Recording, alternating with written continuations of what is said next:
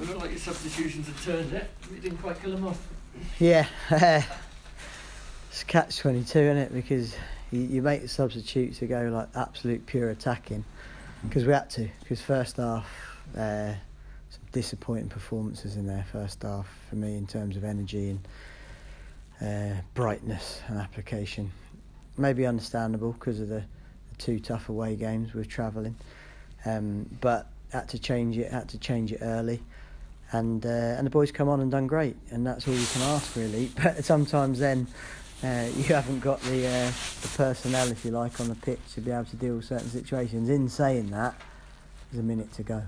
And we've got to deal with it, and it happens. You know what I mean? We've done that a number of times to teams and to people, but it does hurt at this point because it's frustrating. Talk about the positives. Matty Taylor, another. Yeah, done all right.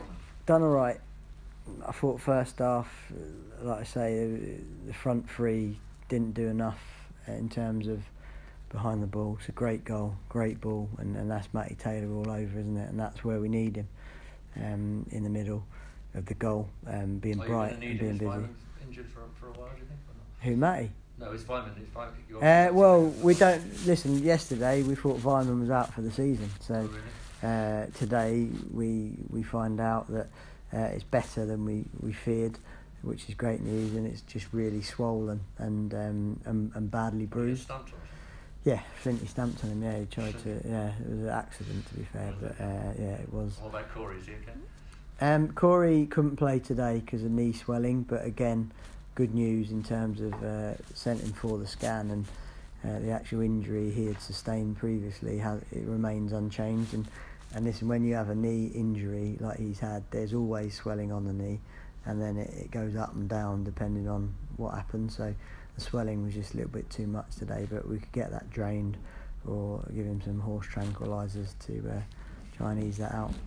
The equalising goal then at the end you felt was preventable, obviously, but how was it preventable? I thought it was a foul on the build-up. That's why I was a bit frustrated at the end.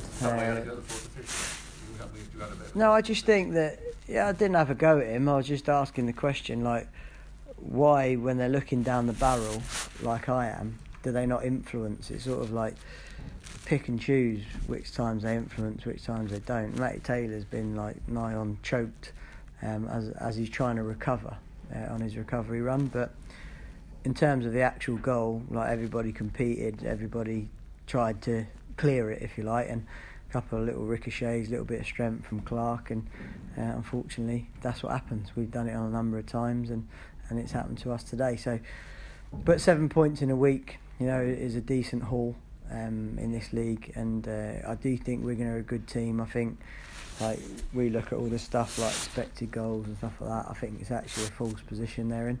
I think they're easily a mid-table team with what they've got. I like a number of their players in terms of their structure and how they play, and obviously they've got a good manager as well. So, yeah. Obviously, quick turnaround to West Brom on Tuesday night. Are you a bit concerned that you've had the travelling week, then this game, which has obviously been a tough physical game for you, right to the final whistle? Have you got to freshen them up on Monday, or are you going to freshen up the team for that? Could have freshened it up today, couldn't I? Do you know what I mean? But if I had, everyone would have come and said, why on earth did you change the winning team? Yeah. And it is a catch-22, that one, because but you know what I mean, we recover properly. We've got a good sports science team. I've got no qualms about Tuesday. Sometimes the tactical side of it's important too, to be able to give the team a position of strength to go and play from. But like I say, it's a big game. It's on Sky, and that will normally give them another 4 or 5%, and we'll go again. Who made the goal line clearance before the equaliser? Jack Hunt. It was Jack Hunt. It was. That was clearance. Yeah, it was a good clearance. Yeah, that was disappointing. We should have, like, there's three of their men sort of charging down on the goal to none of ours. So Bailey Wright's made a couple of big blocks at the end as well. I mean, he came to rescue a couple of times. He did. Yeah, he's brilliant like that in the middle of the goal. But not so good at the other end, where he should have scored that from about 8 yards out. Have you seen the centre forward's header that went wide the first half? Yeah, it's a good chance. I mean, we had chance. I thought we was poor first half, and I was a bit angry, to be honest, with that first half, but second half I thought we were much brighter.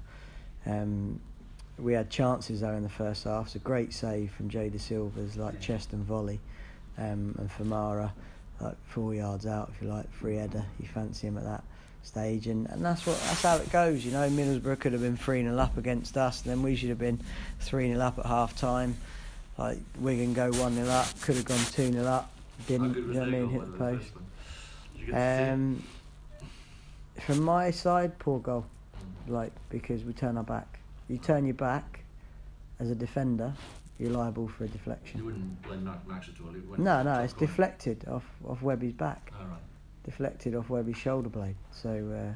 It clearly moved in the air. Yeah. At the time, I thought, why hasn't he dived? When I looked it back at half time on the video, it's like a top spin deflection, if you know what I mean. So he couldn't have got. It's a great strike, but by a very good player. But we'd be tempted to freshen up for Tuesday, which was obviously a big game. Give us half hour, Graham. Yeah. I get to Monday and Yeah. Do you know what I mean? We look at.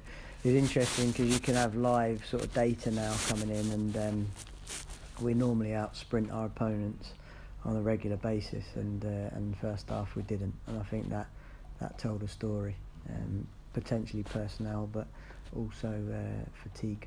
The manager said that as well. He felt they had no game in the week. They had too long travel. Yeah, I hate the way that happens in the Championship, and this year it's even worse because the Tuesday and Wednesday can kill you. That sort of it's the margins are so fine.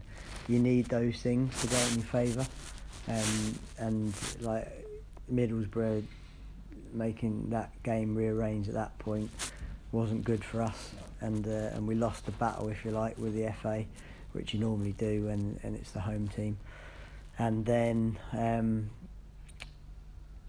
we've got another one at Millwall. So our April is horrendous in terms of number of games, 8 games in April, but we've got to crack on, and it's 4 unbeaten, 7 points in a week. Yeah.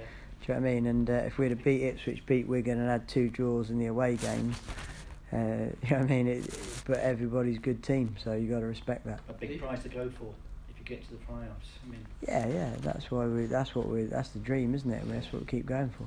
A couple of nice cameos though from Nicholas Eliasson, his 6th assist of the season, I think. Lovely in-swinging cross, and the pass from Casey Palmer as well through at times.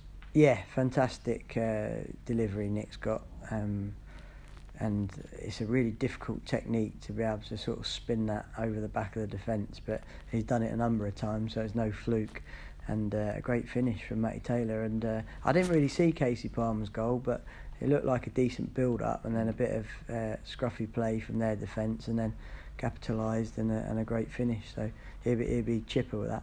Is Callum fit, or is he got No, his knee? not fit. No, not fit. Okay, thank you. All right, cheers.